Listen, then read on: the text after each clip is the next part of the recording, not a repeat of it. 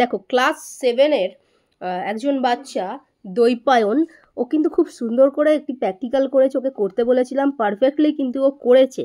হ্যাঁ দেখো এই ভাইটি, হ্যাঁ তো এবং হচ্ছে ও এই প্র্যাকটিক্যাল করে সমস্ত কিছু লিখে রেখেছে। সাথে হচ্ছে ও আবার ভিডিও করেছে একটি, হ্যাঁ যখন প্র্যাকটিক্যালটাও করছিল একটা ভিডিও করেছে। কোথায় গেল ভিডিওটা, দাঁড়াও আমি তোমাদেরকে দেখাই। দেখো এত ছোট বাচ্চা তাও কিন্তু বিজ্ঞানের প্রতি কতটাই, দেখো ভিডিওটা আমি তোমাদের পুরো দিয়ে দেখিয়ে দিচ্ছি, তোমরা দেখে নাও। এবং ভাইকে তোমরা প্রত্যেকে উৎসাহ দেবে যাতে করে ও বিজ্ঞানের প্রতি আরও ইন্টারেস্টেড হয়, ঠিক আছে? বর্তমানে বাচ্চারা এইরকম 7-8-এর বাচ্চারা তো পড়াশোনাই করে না ঠিকঠাক করে, কিন্তু আমার প্রত্যেকটা স্টুডেন্ট এত ভালো, যারা প্রত্যেকে সায়েন্সের প্রতি ইন্টারেস্টেড, প্রত্যেকে কিন্তু খুব যত্ন করে পড়াশোনা করে। তো ভাইকে যারা দাদারা দেখছো, দিদিরা দেখছো, সবাই উৎসাহ দেবে কমেন্ট করে। আমি দিয়ে দিচ্ছি ও ভিডিওটা কি করেছে। মালদার ছাত্র, সপ্তম শ্রেণী। আজ আমি পরিবেশের জীবন বিজ্ঞান পার্টের উদ্ভিদ নিয়ে, উদ্ভিদের অঙ্কুরোদ্গম মানে ছোলা বীজের অঙ্কুরোদ্গম নিয়ে একটি প্র্যাকটিক্যাল ভিডিও অংশগ্রহণ করতে চলেছি।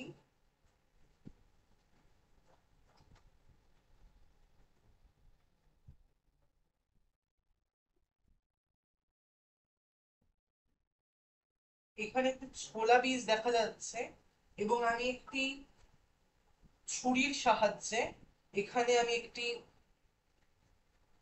ছোলার বীজকে কেটে নিয়ে তারপর তার বীজতককে নির্ণয় করতে চলেছি। প্রথমেই আমাদের কাছে একটি ছোলা বীজ রয়েছে, এই ছোলা বীজটাকে আমরা এখন কেটে নেব। অংশ উৎপন্ন হয়েছে, একটি ছোলা বীজ থেকে দুটো অংশ উৎপন্ন হলো এবং দেখা যাচ্ছে আমাদের এখানে বীজপত্র উৎপন্ন হয়েছে। বীজপত্রটা ভালোভাবে দেখাতে পারছি,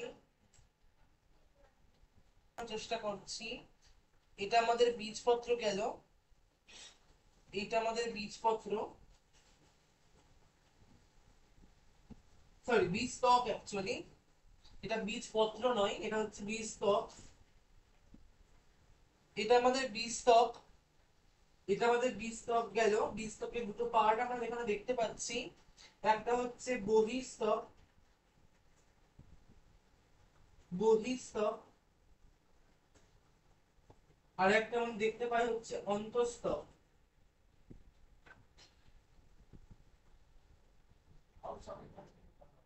এখানে আমরা দেখতে পাচ্ছি দুটো অংশ, এখানে আমরা দেখতে পাচ্ছি যে না, বীজতকের দুটো পার্ট আমরা দেখতে পাচ্ছি, একটা হচ্ছে বহিঃস্তক, এটা হচ্ছে অন্তঃস্তক।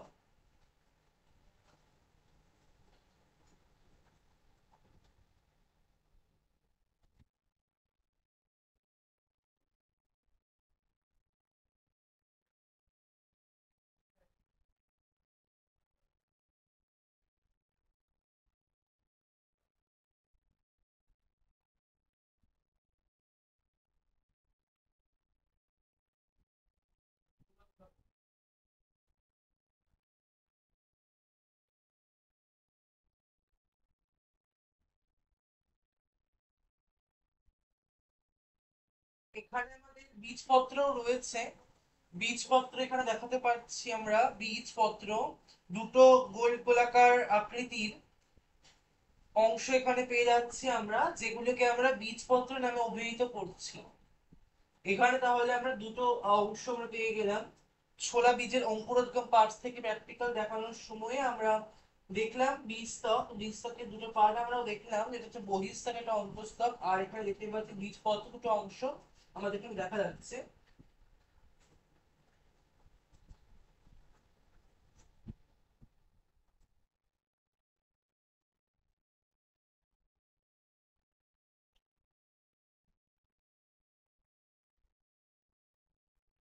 এটা আমাদের বীজপত্রের অংশ।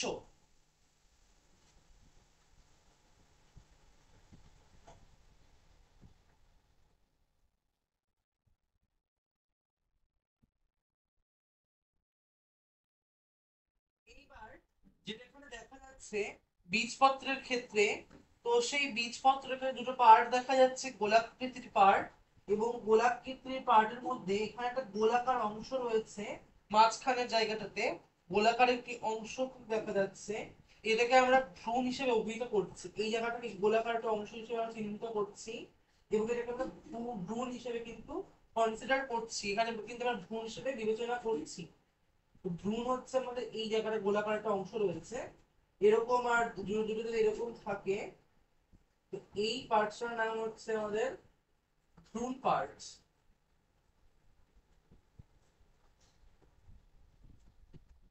আমরা তিনটা অংশ এখন পর্যন্ত দেখলাম, একটা হচ্ছে বীজত্বক, একটা হচ্ছে বীজপত্র, আর বীজপত্রের পাশাপাশি আমরা দেখে নিয়েছি ভ্রূণ, এবং আমরা বীজত্বকের দুটো অংশ দেখতে পেলাম, অন্তঃস্থক আর বহিঃস্থক।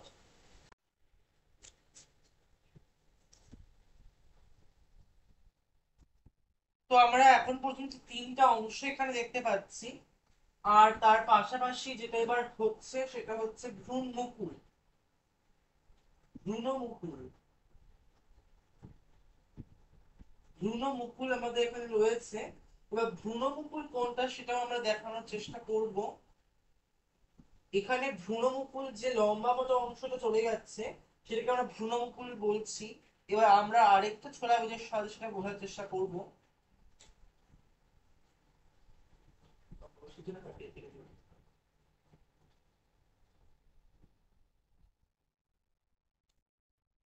এখানে আমরা আরেকটা ছোলা বীজ পেয়ে গেছি এবং সেটাকে যদি আমরা একটু ছেদ করে নিই, সেটা যদি কেটে নিই, আবার একটা বীজ স্তক আমরা এখানে পেয়ে যাচ্ছি। বীজ স্তক পেয়ে গেলাম আরেকটা, আবার একটা আমার এখানে বীজ পত্রও কিন্তু পেয়ে যাচ্ছি, আর একটা বীজ পত্র কিন্তু আমরা এখানে পেয়ে যাচ্ছি, যেটা দেখানো সম্ভব হচ্ছে আরেকটা বীজ পত্র আমরা পেয়ে যাচ্ছি। সেটাকে যদি আমরা একবার কেটে নিই,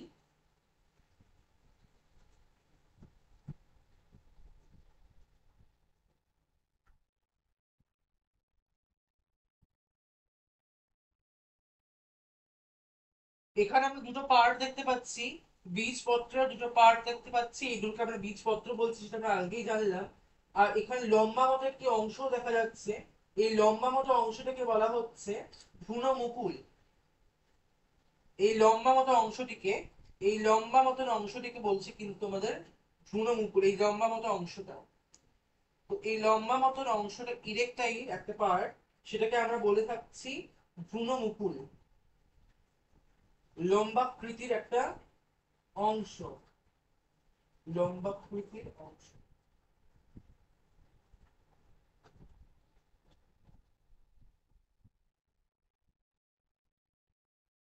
এবার যেটা আমরা দেখতে পাবো সেটা হচ্ছে ভ্রূণমূল, আরেকটা অংশ আমরা দেখতে পাচ্ছি, চিহ্নিত করতে পারবো এখান থেকে, যেটা হচ্ছে ভ্রূণমূল। তো এখানে কিন্তু ভ্রূণমূলটা সেভাবে দেখা যাচ্ছে না, কারণ ভ্রূণমূল বলতে এখানে নিচের অংশটা কিন্তু বোঝানো হয়। তো আমরা আরেকবার চেষ্টা করব অন্য একটি ছোলা বীজের থেকে। তিনটা বীজতক কিন্তু আমাদের এখানে রয়েছে, আর আমাদের আবার একটা বীজ পত্র পেয়ে গেলাম।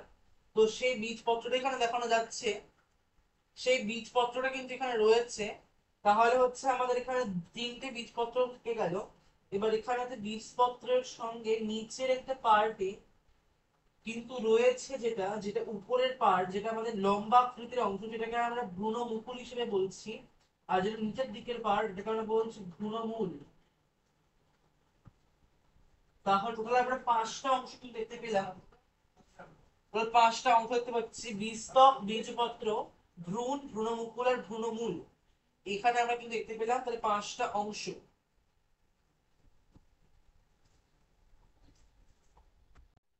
এবার আমরা এখানে দেখতে পাচ্ছি যে এখানে আমাদের কিন্তু আরেকটা জিনিস রয়েছে, সেটা হচ্ছে গিয়ে ডিম্বক নাভি, আর একটা হচ্ছে আমাদের ডিম্বক রন্ধ্র।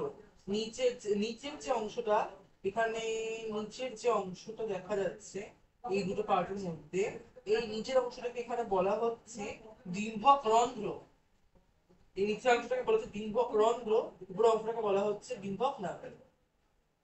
তো এখানেই আমাদের কিন্তু এই চ্যাপ্টারের প্র্যাকটিক্যাল অংশটি, আমাদের বীজের অঙ্কুরোদ্গম পার্টসটা কিন্তু দেখানো হলো, এবং এখানে আরেকটু অভিশ্রবণ এবং ব্যাপন পদ্ধতি কিন্তু অসমোসিস এবং ডিফিউশন এই দুটো প্রক্রিয়ার বর্ণনাও কিন্তু এখানে অ্যাপ্লিকেবল হবে।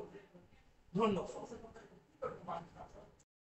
তো যারা ভিডিওটি দেখলে তারা প্রত্যেকে কিন্তু এই ক্লাস 7-এর এই তোমাদের এই ভাইকে অবশ্যই উৎসাহ দিও, যাতে ও আরও সায়েন্সের প্রতি আরও ইন্টারেস্টেড হয়। দেখো এক হাতে মোবাইল ধরে ভিডিওটি করেছে, প্রত্যেকে ওকে উৎসাহ দিও।